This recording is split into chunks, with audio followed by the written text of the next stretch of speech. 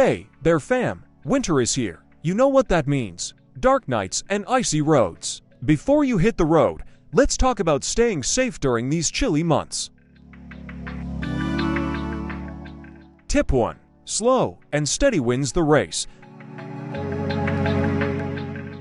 When it's dark and icy, take it slow. Your safety is way more important than reaching your destination in record time. Tip 2. Ice baby. Watch out for black ice. It's sneaky and can catch you off guard. If it looks wet and the temperature is near freezing, assume it's ice.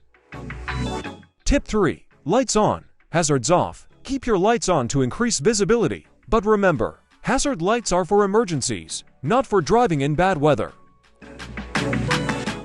Remember, friends, safety first, always. Share these tips with your fellow drivers, and let's make this winter a season of safe journeys. Drive safe, stay warm, and happy driving.